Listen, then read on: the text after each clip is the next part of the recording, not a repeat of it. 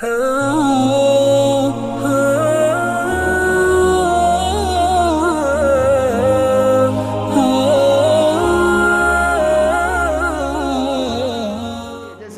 میں آتا ہے اللہ کے نبی علیہ السلام نے فرمایا یا تو عالم بن جاؤ یا تو متعلم بن جاؤ یا تو سوال کرنے والے بن جاؤ یا تو کم سے کم علماء سے محبت رکھنے والے بن جاؤ.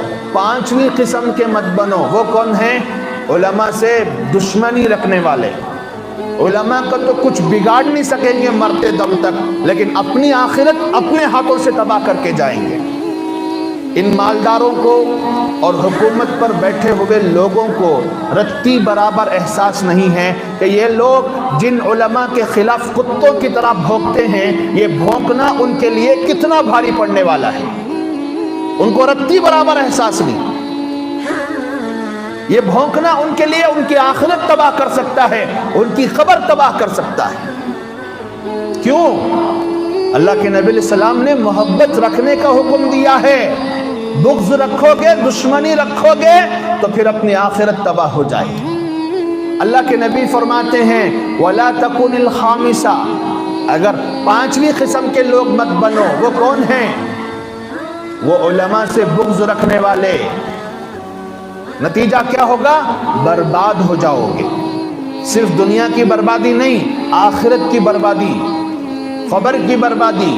پوری رؤوس الخلائق کے سامنے اللہ تبارک و تعالیٰ ذلیل کر کے اٹھائیں گے. یہ دیکھو، یہ وہ مجرم ہے جو دنیا میں علماء سے محبت نہیں، بغض رکھا کرتا تھا، دشمنی رکھا کرتا. کتنے لوگ ہیں ہم جس ایمان کے پیچھے نماز پڑھتے ہیں اسی ایمان کو گالیاں دیتے ہیں، اسی ایمان کو برا بھلا کہتے ہیں. جس ایمان کے ساتھ رکوع و سجدہ کرتے ہیں اسی ایمان کی غیبتیں کرتے ہیں، چغلیاں کھاتے ہیں. کتنے لوگ ہیں ایسے ہر معاشرے میں، ہر محلے میں، ہر گلی میں، اپنے ہی ہاتھوں سے اپنی آخرت برباد کر رہے ہیں. میرے بھائیوں، یہ جملے میں اس لیے نہیں کہہ رہا ہوں کہ آپ ریسپیکٹ کرنا، احترام کرنا، ادب کرنا سیکھ جاؤ.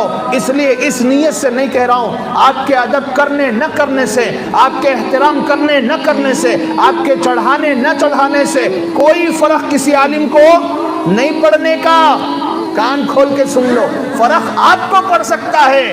اگر آپ ادب کا معاملہ کریں گے، احترام کا معاملہ کریں گے، محبت کا معاملہ کریں گے، مودت کا معاملہ کریں گے، وہ مودت و محبت آپ کو اللہ کی نظر میں سرخرو کر سکتی ہے، جنت میں بھی پہنچا سکتی ہے، علماء کے زمرے میں کھڑا کر سکتی ہے، ان کے ساتھ جنت میں لے جا سکتی ہے.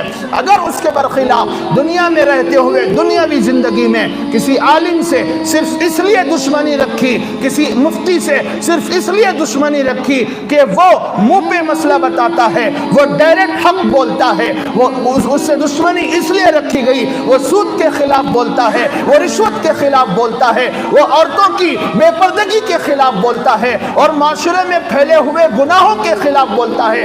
اس لیے اگر اس سے دشمنی ہے تیار رہو اللہ کی نظر سے گرنے کے لیے، جہنم کے اندر دہتی ہوئی آگوں کے اندر لپیٹوں میں، اس کے جھلسوں میں آنے کے لیے تیار رہو. آسان مسئلہ سمجھ لیا لوگوں نے علماء کی دشمنی کو. نبی پاک صلی اللہ علیہ وسلم کو مزاج امت معلوم تھا.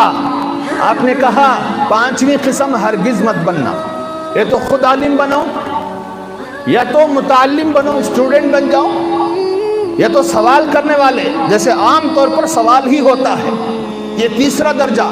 چوتھا، سوال کرنے بھی ٹائم نہیں ہے. کم سے کم اپنے اپنے مقام اور اپنی اپنی مصروفیت میں رہتے ہوئے علماء کے لیے دل میں کیا رکھو؟ محبت رکھو. اس سے تمہارا تو کچھ گھٹنے کا ہے نہیں بھائی. ارے کسی عالم، کسی مفتی، کسی اللہ والے سے محبت رکھو گے کہ تمہاری جائیداد گھٹ جائے گی، تمہارا رتبہ گر جائے گا، تمہاری بلڈنگ ڈھا جائے گی، کیا ہو جائے گا؟ کچھ نہیں ہوگا.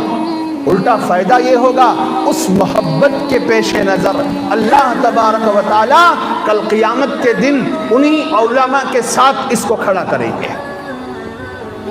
کتنا بڑا فائدہ ہے. بے وقوف ہیں لوگ جو علماء سے دشمنی نبھاتے ہیں.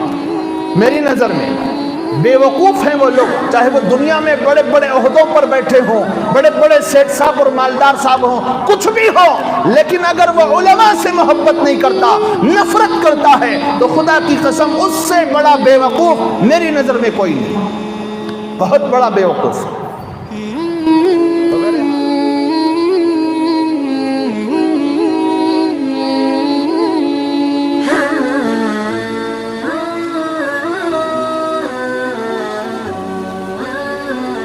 Mm-hmm.